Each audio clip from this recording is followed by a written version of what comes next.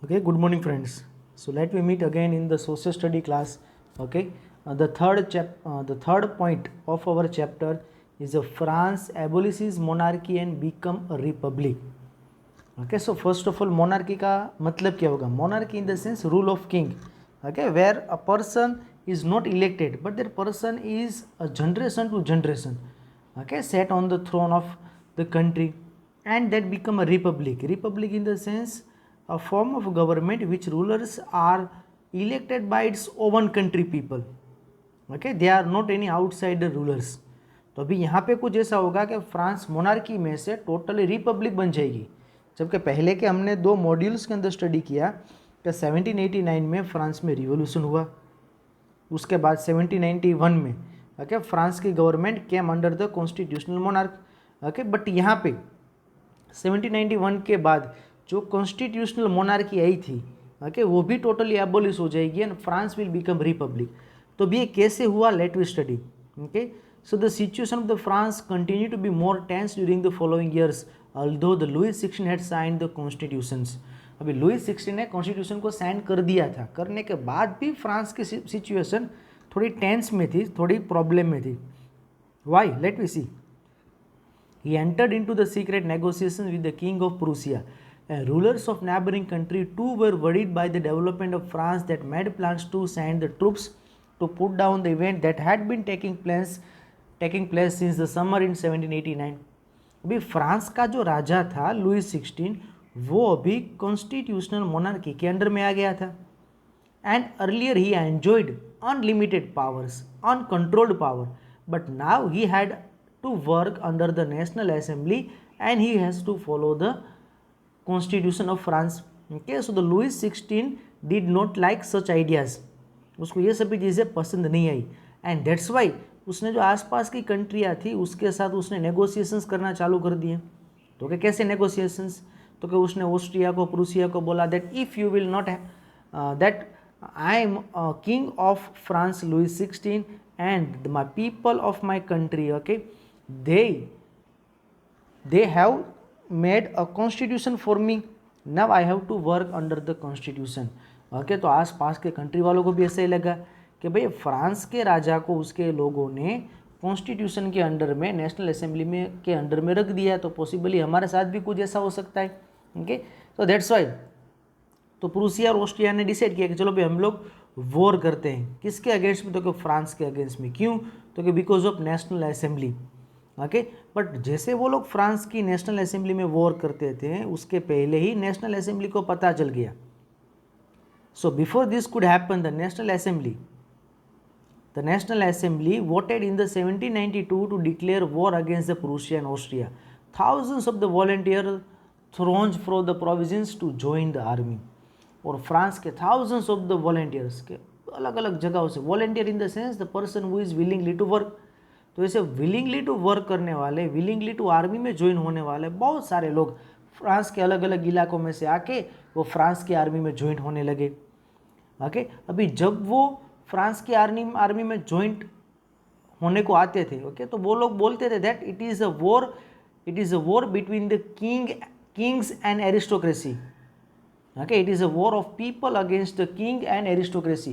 कि जो राजा और जो हाई लेवल के लोग हैं उसके सामने हमारी वॉर है. तो जब भी वो लोग रास्ते में आते थे तो वो एक मर्सिलीज नेम का सॉन्ग भी गाते थे और वो मर्सिलीज नेम के सॉन्ग को फ्रांस का आज हम लोग नेशनल एंथम बोलते हैं. So among the patriotic songs they sang was Marseillaise composed by the Rouget de Lisle. It was sung for the first time volunteers of the Marseillaise as they march into the Paris. कि जब वो volunteers army में join होने के लिए जब Paris आ रहे थे ओके तब उन लोगों ने वो नेशनल एंथम को गाया था. Okay, so got its name and the Marseillaise is now national anthem of France. The revolutionary war brought losses and economic difficulties to the people. When the man were away from fighting in the front, women were left to cope with the task of earning a living and looking after their families. Okay, so most of the men they were busy in war. Okay, so now to take care of the family, to earn the livings. Okay, so that responsibility falls in the shoulder of women. तो women ने वहाँ पे कुछ earning करना भी चालू कर दिए उन लोगों ने घर का ध्यान भी रखा।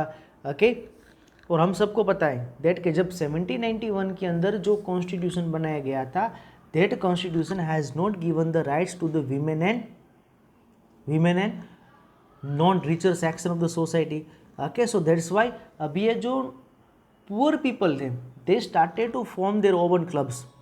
उन लोगों ने अपने क्लब्स को बनाने चालू कर दिए थे। ओके, तो उसमें से एक क्लब था, that name was sent Jakob. Okay, Jacobin club. तो कि जैकोबिन क्लब नेम कहाँ से है, तो कि convent in the sense a building for religious purpose, कि जो एक बिल्डिंग थी क्रिश्चियन की सेंट जेकोब पेरिस में, उसके ऊपर से नेम रख दिया गया Jacobin club. Okay, so let we see political clubs become more important rallying point on one form of action. The most successful of this club was the Jacobins, which got its name from the former Saint convent Saint Jacob in the Paris. Women too had been active throughout this period, formed their own clubs, and section 4 we will study more about their activities and the revolution. The number of Jacobins club belong to the mainly less prosperous sections of the society. हमने ये भी पहले बात कर ली कि जो ज़्यादातर ये क्लब्स बने थे वो non propertied section of the society, मतलब बेचारे पुअर पीपल से ये क्लब्स बने हुए थे, जैसे कि आर्टिसंस हैं, शू मेकर हैं, पेस्ट्री कुक्स हैं, वॉच मेकर्स हैं, प्रिंटर्स हैं, सर्वेंट्स हैं, डेली वेजेस वर्कर्स हैं, बेचारे बहुत ही पुअर थे। इन लोगों से ये जो क्लब्स बने हुए थे। And the leader was start to wearing long strip trousers similarly to those worn by the dockyard workers. Okay, अभी जो ये जैकोबिन क्लब के मेंबर्स थे, okay, उसका लीडर था, वो लॉन्ग स्ट्रिप ट्राउज़र उसने पहनना चालू कर दिया था। अभी लॉन्ग स्ट्रिप ट्राउज़र जो जनरली डॉकयार्ड के अंदर, डॉकयार्ड में जनरली ऐसे ट्राउजर्स को पहने जाते थे। Okay, dockyard in the sense कि जहाँ पे शिप बिल्डिंग का होता है। ओके, तो हम लोग यहाँ पे एक फोटो में देख सकते हो। Okay, I can see that everybody can see here one photograph. Okay, so that is a trouser. आप ये ट्राउज़र में देख सकते हो कि यहाँ पे long trouser in the sense pant, ये लॉन्ग ट्राउज़र है।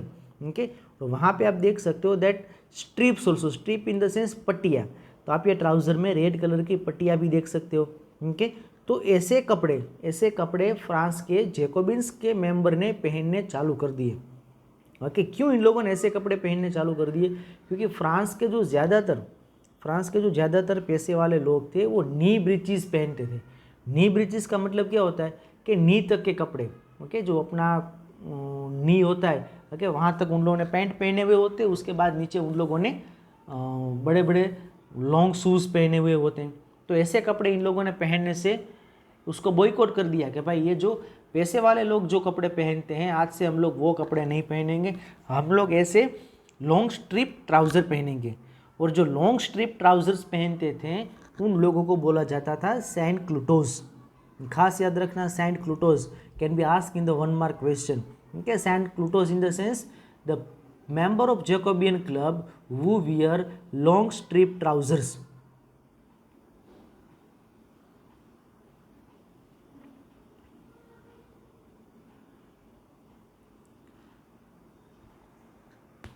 So in this way, proclaiming the end of power wielded by the weavers of knee breeches, these Jacobins came to be known as the Saint Clotos, literally meaning of those without knee breeches. Saint Clotos men wore in the addition the red crop symbolized for the liberty and however were not allowed to do so. Okay, women ये सभी चीज़ें कर सकती नहीं। उसके साथ जब हम लोगों ने पॉलिटिकल सिम्बल्स के बारे में स्टडी किया था तो वहाँ पे एक फ्रीजियन केप भी थी, और फ्रीजियन केप का किस लिए सिम्बोलाइज होता था? Okay, so red Friesian kept that is symbolise for the freedom, liberty. Okay, तो ये Saint culottes in the sense जो लोग लॉन्ग स्ट्रिप ट्राउजर्स पहनते थे, उसके साथ साथ ये लोग ऐसी रेड फ्रीजियंस केप को भी पहनते थे। In summer 1792, the Jacobins planned to insurrections of the large number of Prussians who were angered by the short supplies of high prices of food. Okay, उसके बाद 1792 में जैकोबियन ने बहुत सारे पर्शियन लोगों के ऊपर अटैक करने का सोचा। क्यों? क्योंकि वहाँ पे फूड की प्राइजेस बढ़ गई थी। हमने ये भी आगे स्टडी किया था कि जो फ्रांस का पॉपुलेशन था वो बढ़ गया था। ओके, 23 मिलियन में से 28 मिलियन हो चुका था। तो अगस्त morning 10 they stormed the palace of Tuileries and massacred the king guard and held the king himself hostage for the several hours. Okay, so Tuileries name का एक पैलेस था, तो पैलेस में ये जैकोबिन क्लब के मेंबर सभी वहाँ पे गए, उन लोगों ने किंग्स के गार्ड को मार दिया और किंग को भी कुछ घंटे के लिए उन लोगों ने प्रिजन में रखा। उसके बाद later the assembly voted the imprison of royal family, okay, पूरी रॉयल फैमिली को इम्प्रिजन कर दो। उसके बाद फिर से इलेक्शंस हुए, and now where all the men of 21 years in the above regardless of wealth got the right to vote. ठीक है, तो अभी यहाँ पे 1792 के बाद पहले सिर्फ यहाँ पे प्रॉपर्टी राइट्स पीपल को ही वोटिंग के राइट्स थे, ठीक है, बट अभी यहाँ पे non property rights as well as जो 25 जो पहले 25 थे उसको कम करके यहाँ पे 21 ईयर्स कर दिया गया। कभी जिसके भी एज 21 या उससे ज़्यादा है उन सब के पास वोटिंग राइट्स हैं, रिगार्डलेस ऑफ वेल्थ, मतलब उसके पास पैसे हैं कि नहीं हैं कोई फ़र्क नहीं पड़ेगा, but they have right to vote. The newly elected assembly was called the convention. On 21 September 1792, it abolished the monarchy and declared France as a republic. Okay, so 21 September को 1792 को, okay, जो एक नई गवर्नमेंट आई convention, okay, जिसका name था, उसने यहाँ पे मोनार्की को टोटली एबोलिश कर दिया गया और फ्रांस को कर दिया गया republic. And as you know that's republic is a form of government where people elect government including the head of the government, and there is no hereditary monarchy. You can also try find out about some other countries. Okay, then Louis XVI was sentenced to death by the court charge of treason. उसके बाद Louis 16 को sentence to death उसको order किया गया क्योंकि उसने France के साथ वहाँ पे बेट्रेड किया था। Treason in the sense betrayed, दगाखोरी करना। Okay, and 21